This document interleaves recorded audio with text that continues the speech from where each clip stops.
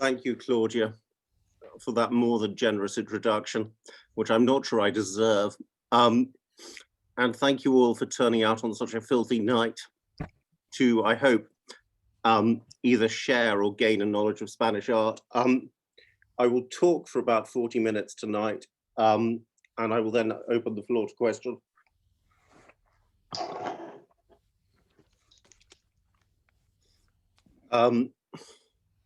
I've chosen the title of my paper this evening deliberately because it is the first in this collaborative series of 12 seminars that have been organized between ourselves, that is Artes, and Durham, in the presence of Claudia, who I'd again like to thank very much indeed. My topic tonight seemed entirely appropriate to the mission of both organizations. In brief, for those of you who are unaware of the background, a growing Spanish political predominance in Italy after 1503 led to increasing cultural exchange between the two territories through the rest of the 16th century. This development and efflorescence of the transcultural relationship between Italy and Spain in the 16th century reflects on the mission of both our bodies, as mentioned by Claudia earlier, to popularize and disseminate a wider knowledge of Spanish art in the United Kingdom.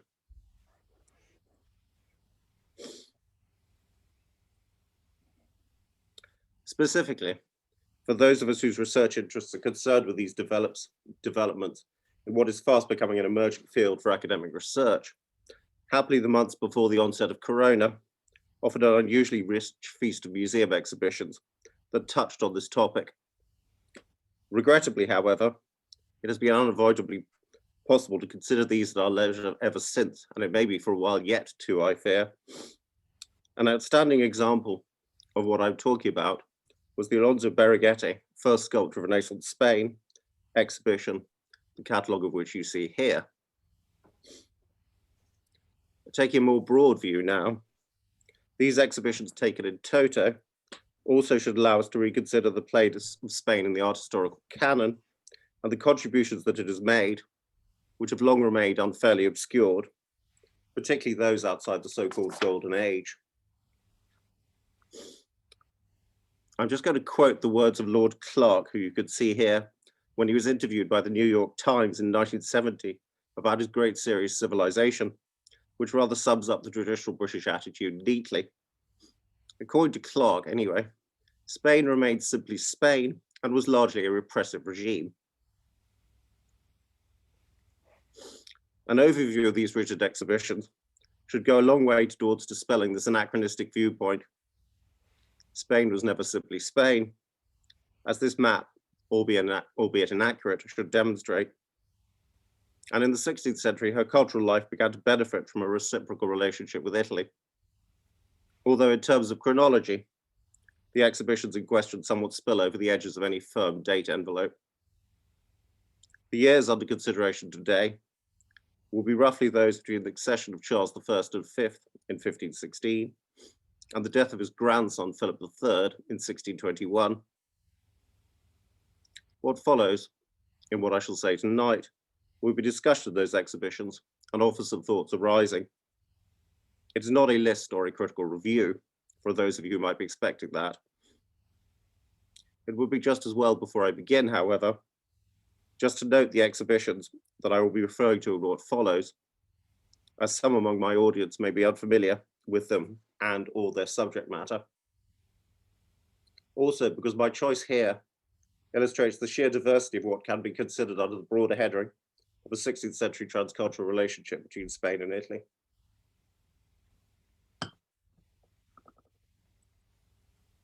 Five exhibitions then, very different subjects, more or less well known, and in very different locations, but all with a bearing on questions surrounding the 16th century cultural dynamic between Italy and Spain. Today then I will be discussing, from the beginning of the century, the Alonso Berruguete exhibition already mentioned. This is an exhibition that was first in Washington from October 2018 and is still ongoing now at the Meadows Museum at Dallas.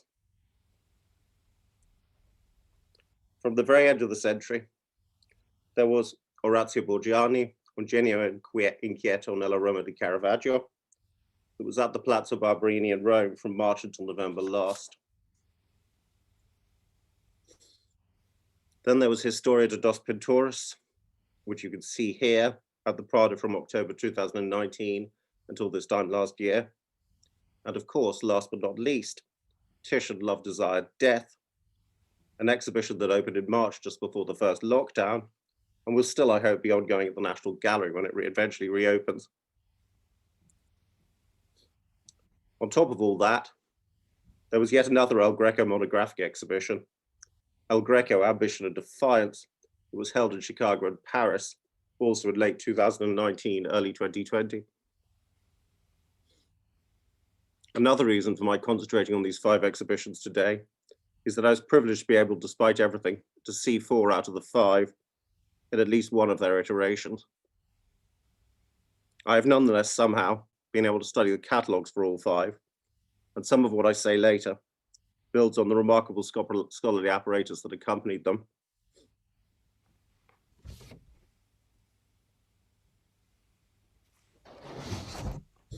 I will turn to the El Greco, Ambition and Defiance first, however. Also, as appropriately enough, one of the artist's works, this recently rediscovered crucifixion, that was painted late in his career, will form the centerpiece of the new Spanish gallery that will be opening at Bishop Auckland near Durham soon, we hope. This remarkable project has already made a considerable contribution to revitalizing the study of Spanish art in the United Kingdom.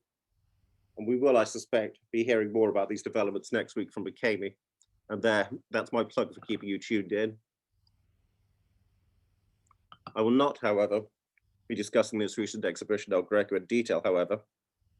Not only as it was the one exhibition I was unable to see in person, also because the plethora of recent exhibitions the artist has enjoyed, compared to the other figures whom I will be discussing, particularly in relation to the 500th anniversary of his death in 1614. I mention this exhibition first, nonetheless, as the Cretan remains the figure who in so many ways continues to distort our understanding of the cultural relationship. Not only as El Greco as sui generis, as an artist, but also as the transcultural relationship between Italy and Spain went much deeper than just this one figure.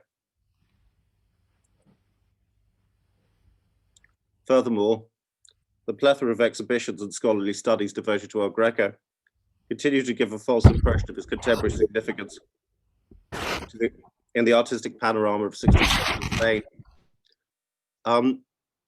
Can everyone make sure their mute buttons are on, please? Let me just go back.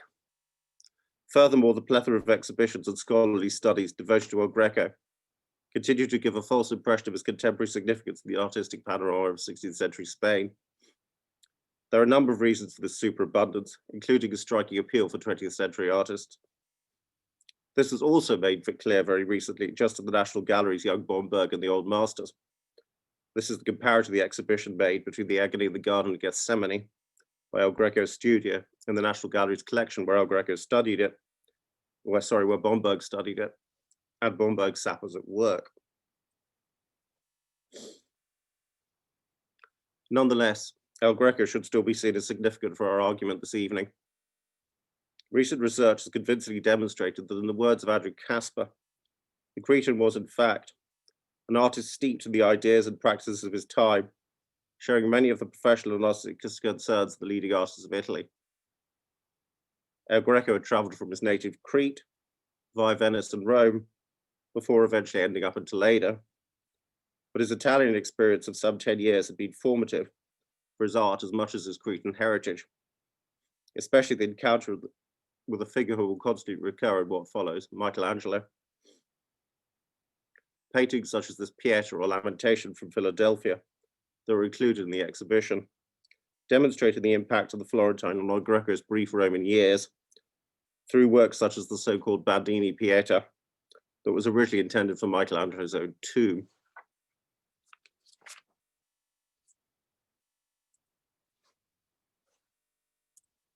At Rome, too, El Greco was at the center of cultural life, associated with the Farnese court, and would have enjoyed privileged access. And that too was the theme at base that linked all these exhibitions, the travels of artists and works of art between Italy and Spain in the 16th century. El Greco was by no means alone in his travels.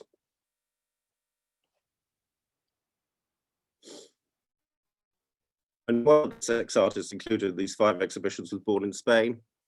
but all of the Italians, apart from Titian, had spent a significant amount of time there in the course of their careers. Titian, however, was so famous already by the time of his Spanish period that by then he had no need to travel there himself. The Venetian art writer Carlo Rodolfi, writing in 1648, records that when Charles V sat to Titian in his studio in the 1530s, the artist dropped his paintbrush, which the emperor was only too happy to pick up for him, saying, "Titian is worthy to be served by Caesar." Apocryphal as it probably is, this story became immensely popular among 19th century romantic artists throughout Europe, like the Frenchman Pierre Nolasque Bergeret, seen here, which was painted in 1808.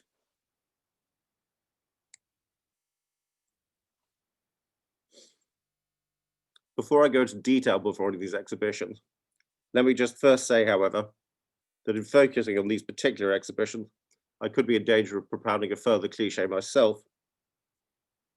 The assumption has often been that by the 16th century, Spain continued to need to import works, artists and works of art, as she was incapable of producing them for herself. Besides Berruguete, 2 exhibitions at the Uffizi within the last 10 years, discussing the travels of Spanish artists in 16th century Italy, and in particular Norma and Capriccio, seen here, held in 2013, have done much to correct that viewpoint. The choice of works included demonstrated convincingly not only how Spanish artists themselves, such as Berruguete, traveled to Italy to learn new skills, but also what they brought with them in return. These conclusions were reinforced 5 years later in the exhibition Spagna, Italia and Dialogo. This focused particularly on the rich collection of drawings by the same Spanish artists that are still held on the Uffizi. What became clear here was the influence of both Laocoon sculpture and of Michelangelo, both of which will keep recurring in what follows. While at the same time, both exhibitions revealed the sheer number of Spanish artists who now traveled and the quality of their work before and after their time in Italy, especially by comparing it directly with that of their Italian contemporaries. 2 other sculptors, for example, Bartolomeo Ordóñez and Diego de Silue, both based on Burgos, but who had documented work in Naples around 1517, whose sculptures included a Norma and Capriccio, entered an exhibition that had begun with Berruguete. This is Ordóñez's beautiful St. Matthew and the Angel from the Church of St. Peter Martyr in Naples, which also reveals the continuing influence of him on Florentine sculpture. Their Italian period being documented is unusual, I should say. One problem that these exhibitions revealed, however, was the continuing comparative lack of information about Spanish artists in Italy compared to those Italians who had moved to Spain.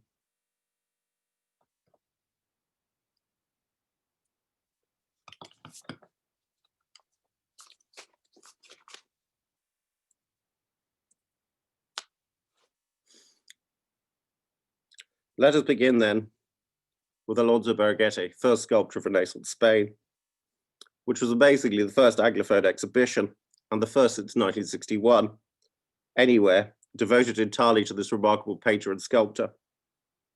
And more than that, it succeeded triumphantly. This talk is in no way intended as a panegyric, but I should say, in my own opinion, that the exhibition demonstrated first and foremost that Berruguete should be considered one of the 16th century's greatest masters, to quote from the Burlington Review of the Washington iteration of the exhibition. For those among the audience who are unaware of his life and career, just briefly, Alonso Berruguete was the son of the painter Pedro Berruguete from Paredes de Nava, outside Avila. The exhibition didn't make much of this, but Pedro had himself, and I'll be careful what I say as this is arguable, and this is still a controversial subject, traveled to Italy in the 1470s. He could just be the Pietro Spagnolo who was working for the court of Urbino alongside the Fleming Justice of Ghent, of whose workshop he may have formed part. This is the series of 28 famous men from the Ducal Palace, on which Pedro would have worked, as they were restored and replaced for an exhibition in 2015.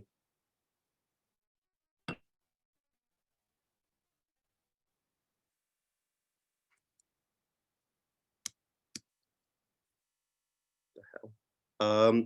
My apologies, my screen is frozen.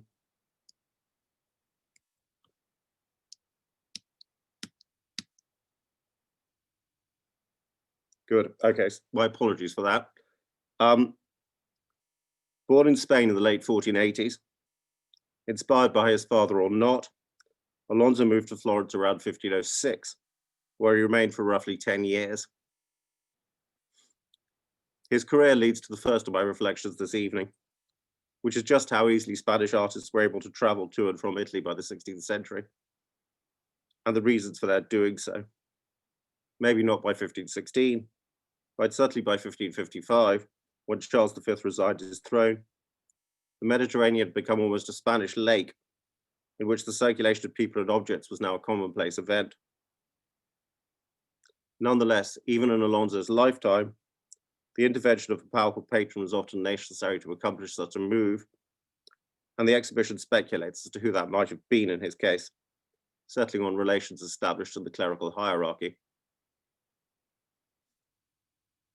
The first room in this small display in Washington, seen here, which had only 2 rooms in total, shows Berighetti learning avidly while in Florence, and how much he took from his own experiences in Italy back to Spain with him.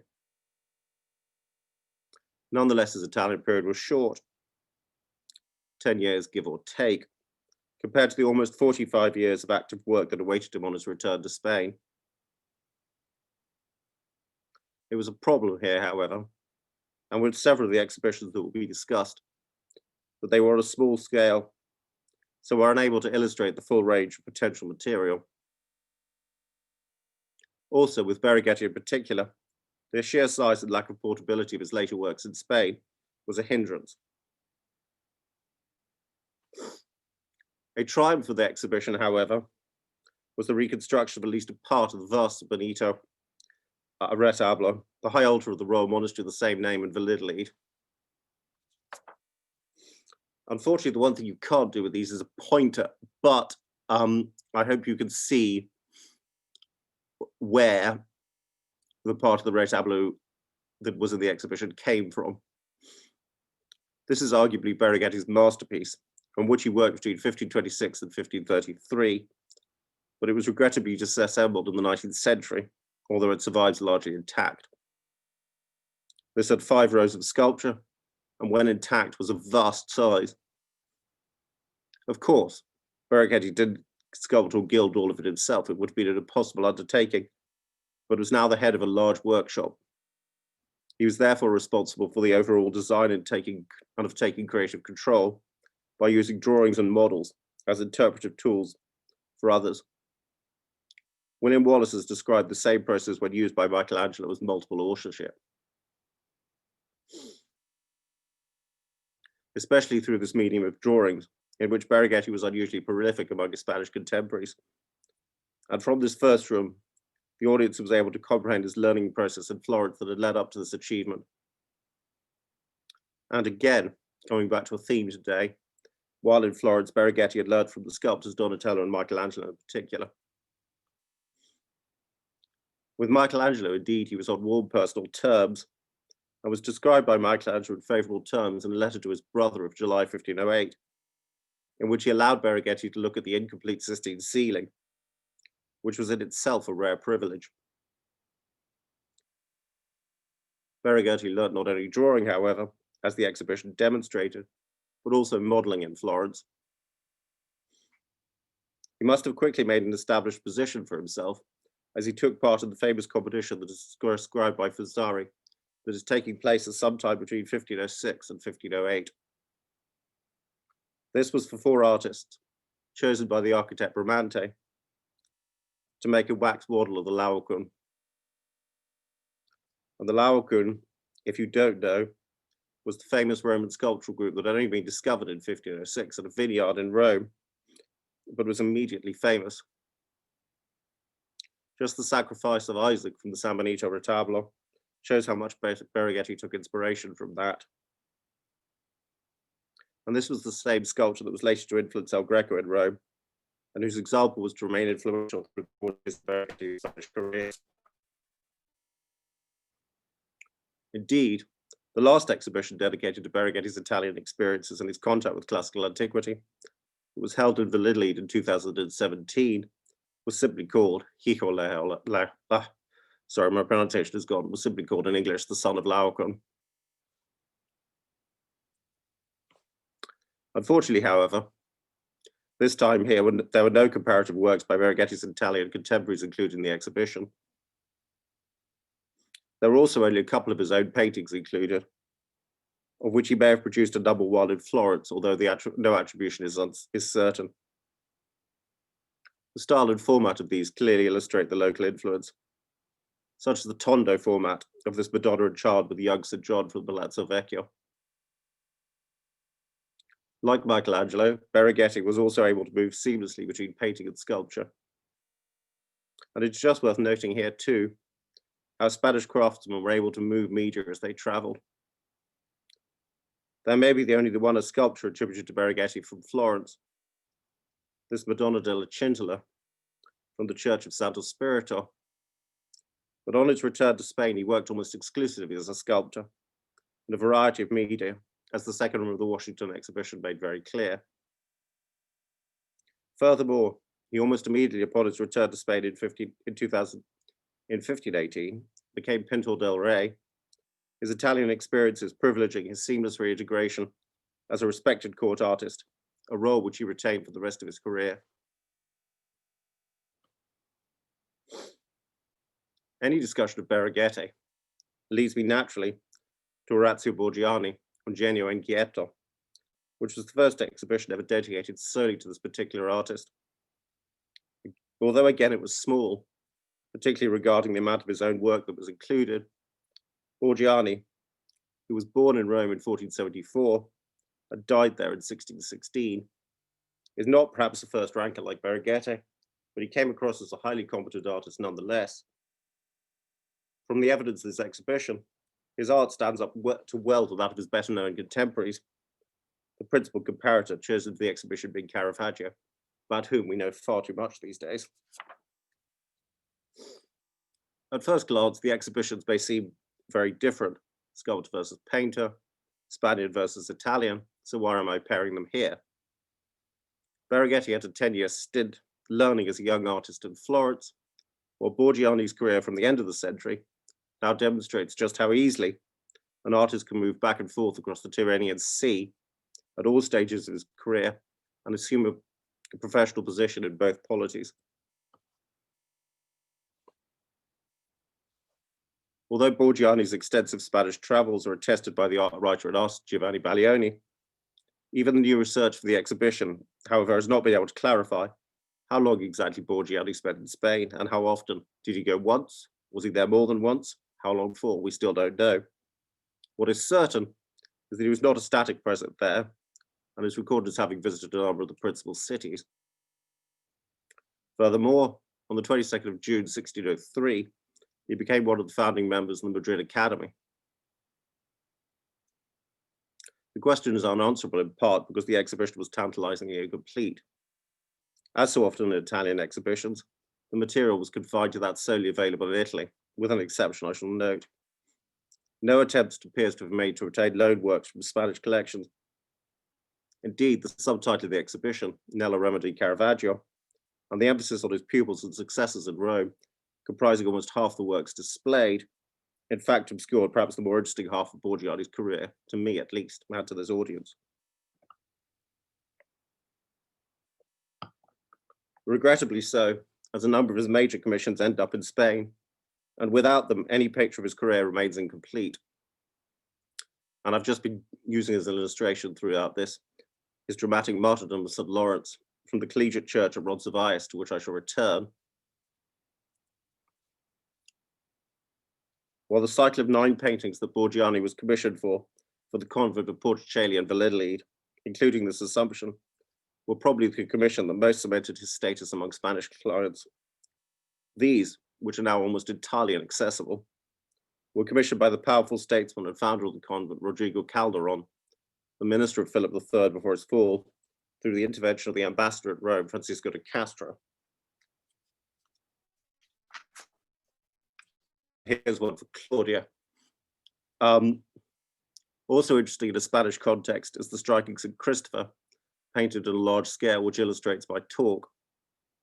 The Roman exhibition included the version from Edinburgh, which I'm showing here, but also published for the first time a newly discovered version of this composition that was sold at Christie's last summer, or for sale at least.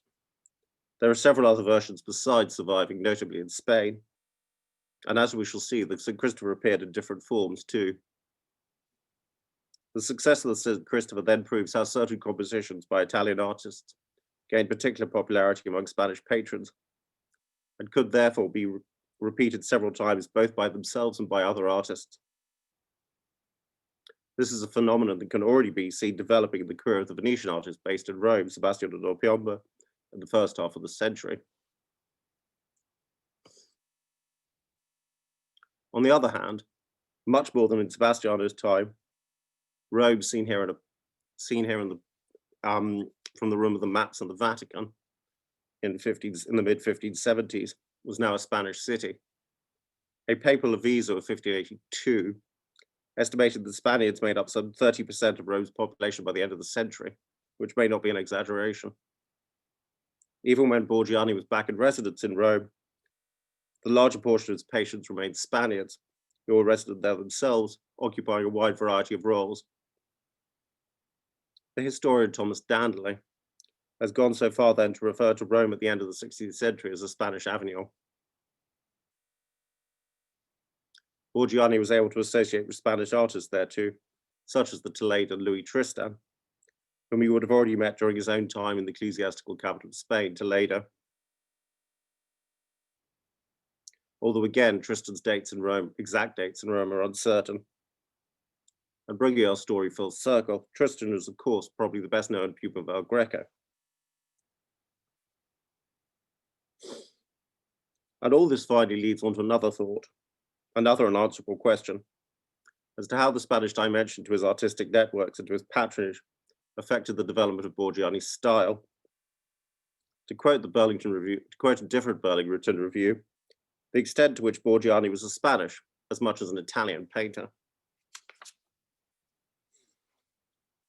This is a hypothesis that is only tentatively advanced in the catalogue of the exhibition, but it is entirely plausible. And again, it is a question that I've already explored elsewhere for the career of Sebastiano del Piombo.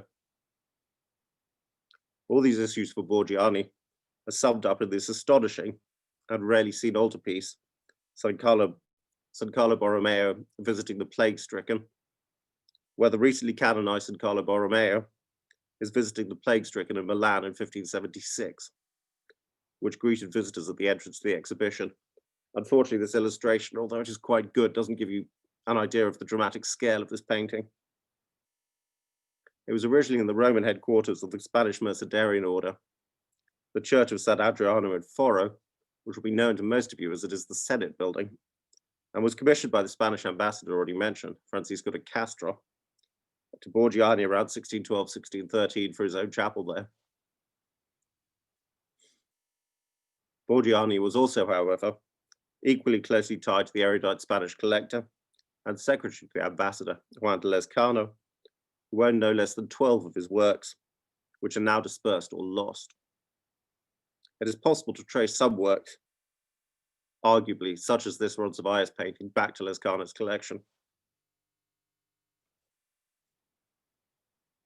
Finally, the exhibition also touched on the role of prints and the role they played for Roman artists in marketing themselves to a Spanish clientele, showing the version of St. Christopher that Borgiani dedicated to Lescano in 1615, just before his death.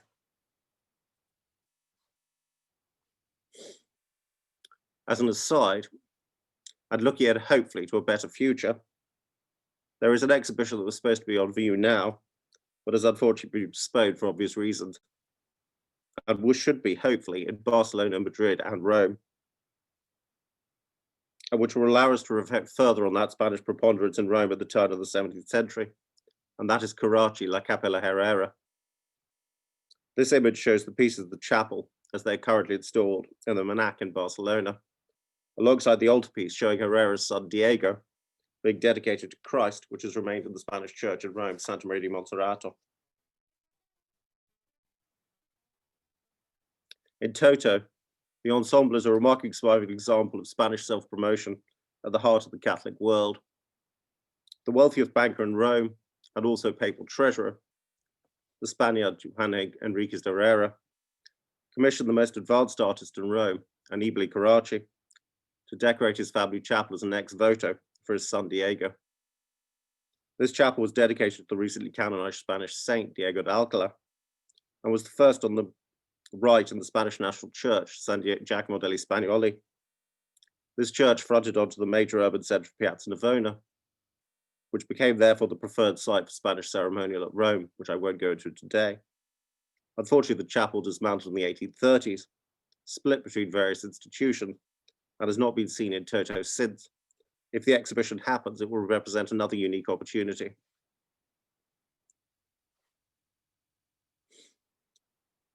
Borgiani, though, also leads us on to the Prado exhibition, Historia de dos Pintores, and to questions of identities at this period. I've been talking so far indiscriminately about Italy and Spain, but for this year's that may be erecting a false dichotomy. This exhibition concentrated on the careers of two pioneering female artists of the 16th century, Lavinia Fontana and Sophonisba Arangusola, neither of whom had ever enjoyed a monographic exhibition before. One of these two, Sophonisba Arangusola, was born in Cremona, then a Spanish territory as part of the Viceroyalty of Milan, into an impoverished nobility, and went even further in her travels than Borgiani. Her father had promoted her artistic talent, first at Rome, where, returning to the theme throughout today's paper, she found favor with the aged Michelangelo.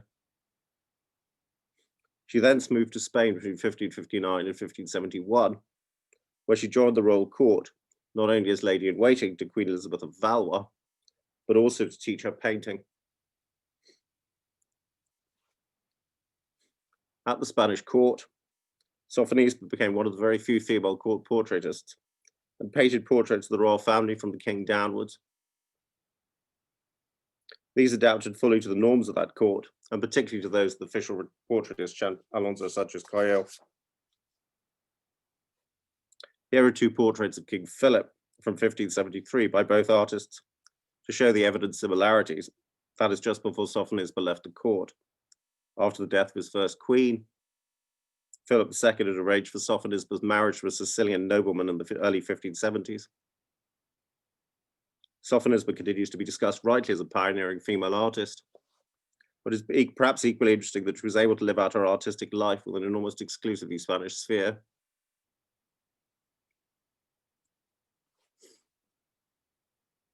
So to conclude, what about Titian then? He scarcely needs any introduction here, and like El Greco has been the subject of innumerable recent exhibitions. What is maybe less well known to some members of this audience is that from the time of the coronation of the Emperor Charles V at Bologna in 1530, Titian had become the favorite artist of the Spanish, or perhaps a better word, imperial elite. The Seven Poesie are the culmination of that strand of his career. And to have all the paintings of the series reunited at the National Gallery this last year has been a once-in-a-lifetime experience. It also allows for broader reflections on their creation, as in this case, it was not the artist who traveled, but the objects he created. Furthermore, almost all of Philip's other commissions from Titian were for religious paintings. This offer of a sweeping classical canvas at the artist's discretion was a virtual unicum. Here, the world's most powerful monarch was giving free rein to perhaps the most famous artist alive, and the results more than justified that. The Danae was delivered in 1553, and the series concluded with the rape of Europa in the early 1560s. A remarkable accomplishment for an artist who was then in his mid-80s. As with the El Greco, however, I'd rather not say too much here, as Titian and the Poesie have been much studied, but they are a fitting point to conclude, as they remain the enduring monument to the symbiotic Italian-Spanish cultural dynamic in the 16th century. I've confined myself here this evening to discussing only those artists and works of art who have been included in recent exhibitions, and thoughts arising from those exhibitions. I've obviously left out a whole lot more bearing on the development in the 16th century. That is both in terms of the works of art themselves and of the relevant literature. Maybe the best way for me to conclude then, rather than a summing up of what I've said already, would be to consider if the world of exhibitions is able to return as it was, who else bestriding the cultural landscape between Spain and Italy in the 16th century deserves a reassessment. Let me finish then with just the obvious figure, that of the Andalusian Gaspar Becerra, whose remarkable retablo for Astorga Cathedral I'm showing here. That'd be a difficult exhibition to conceptualize, as so much has been destroyed or is immovable. But Becerra was first an artist at the cutting edge during the 15 years he spent in Rome, between the early 1450s and 1557, before immediately returning to the most prestigious sculptural commissions in Spain. Becerra died, unfortunately, relatively young, before his Spanish career fully developed. And I think that's an appropriate point for me to finish before you all lose the will to live. Let me hand back to Claudia.